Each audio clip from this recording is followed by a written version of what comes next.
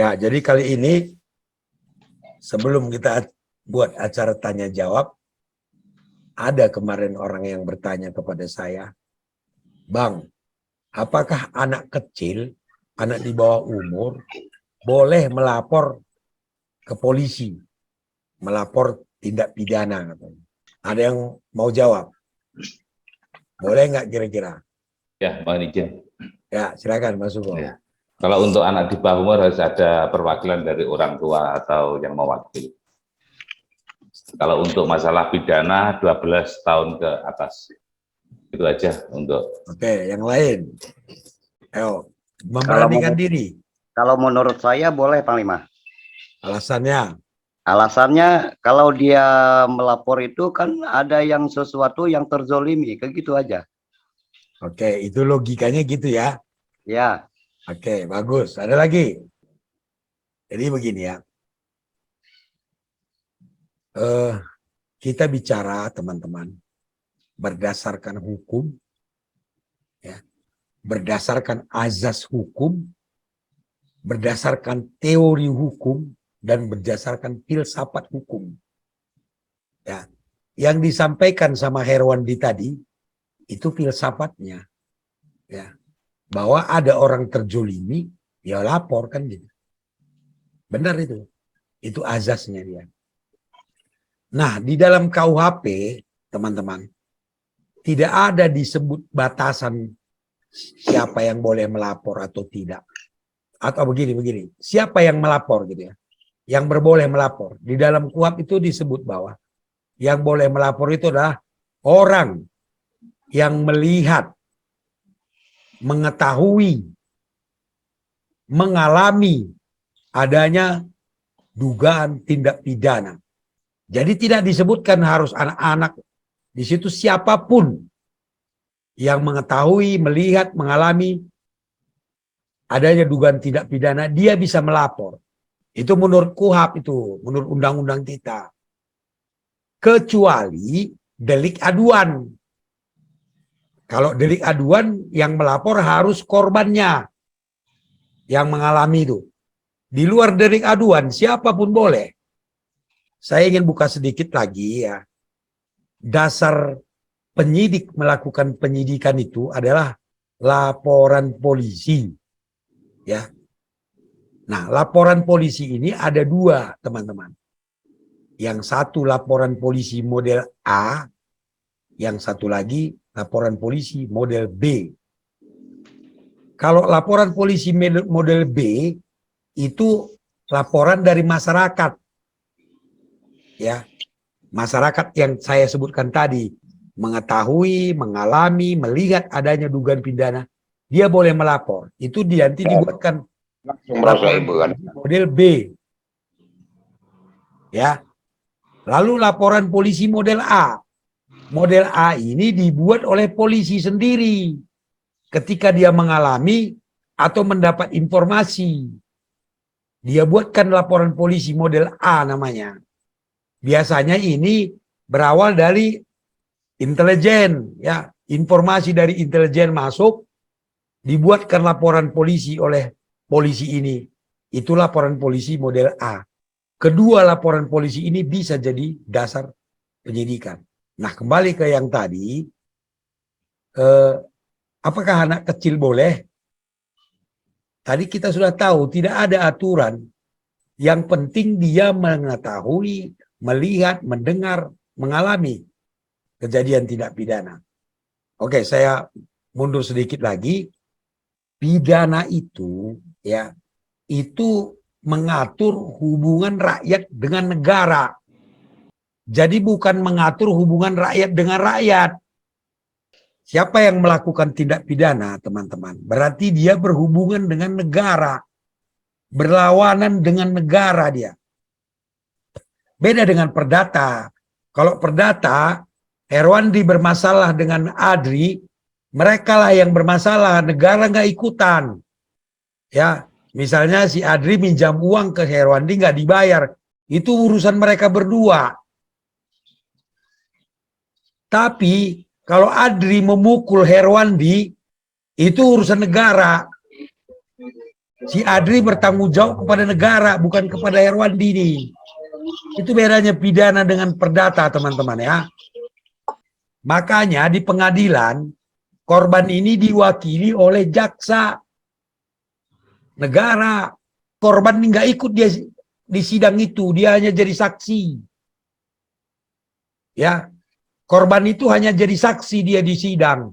Tapi yang beribut sama terdakwa, sama pelaku, jaksa, mewakili negara. Sampai di sini paham ya? Jadi kalau ada orang melapor tindak pidana, seharusnya polisi berterima kasih. Karena itu urusan negara. Jadi kalau anak kecil bagaimana Bang? Harus diterima, barangkali benar. Itu kan untuk kepentingan negara, saya bilangnya. Jadi saya ulangi lagi, tindak pidana itu bukan antara orang dengan orang. Itu harus dipahami, beda dengan perdata. Jadi tidak ada larangan siapapun melapor. Tadi sudah disebutkan di KUHP tadi, KUHP tadi bahwa yang melapor adalah yang mengetahui, melihat, mendengar, dan mengalami. Tidak disebutkan di situ orang gila, orang anak kecil, enggak. Melapor boleh, ya kan? Tidak ada larangan.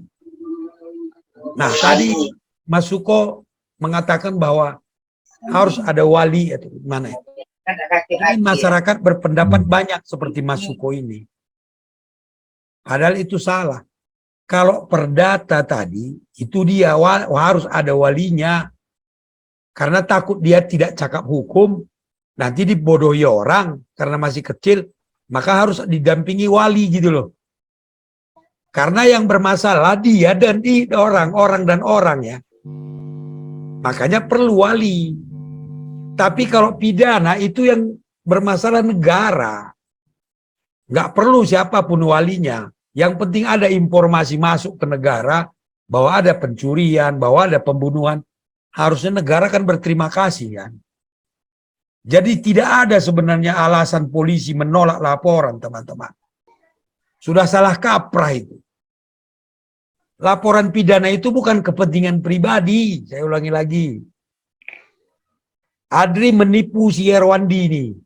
Menipu ya, bukan butang piutang nih. Menipu, itu sudah urusan negara. Bukan lagi urusan pribadi Adri dan Herwandi.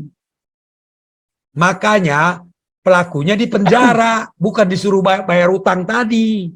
Bukan disuruh mengembalikan uang yang ditipu gitu loh.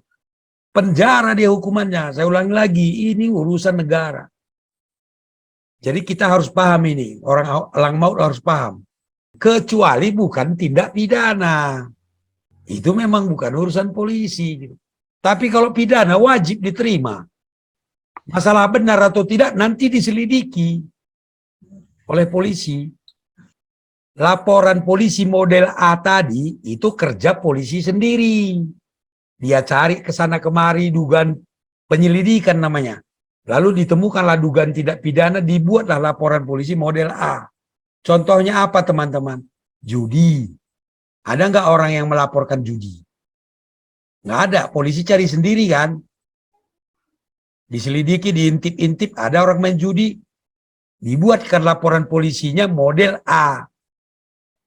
Tapi kalau berdasarkan laporan masyarakat, itu model B.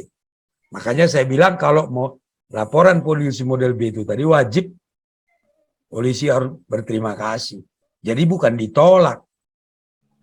Nah, kemudian yang jadi masalah atau yang jadi aturan hukum itu adalah saksi, ya. Itu dibatasi umurnya. Ya. Karena takut nanti dianggap dia berhayal. Anak-anak kan nggak ngerti nih. Kalau bersaksi dia bisa aja hayalan dia. Bisa saja Power Ranger nanti di otaknya. Itu yang disampaikannya. Itu perlu pendamping. Pendamping itu apa? Itulah dia organisasi kemasyarakatan, LBH, atau pendamping dari dinas sosial. Didampingi dia itu. Bukan diwaliin ya. Didampingi. Itu juga diatur di Undang-Undang Perlindungan Anak. 18 tahun ke bawah, dianggap di bawah umur, dia wajib didampingi. Didampingi oleh orang yang dia percaya, Kalau nggak ada disiapkan oleh aparat dari dinas sosial, dari LBH, begitu ya teman-temannya. Bukan masalah melapor ya. Kalau melapor boleh, nggak ada larangan tuh. Tapi jadi saksi khusus untuk Undang-Undang Perlindungan Anak, itu dia di bawah 18 tahun wajib didampingi itu saja.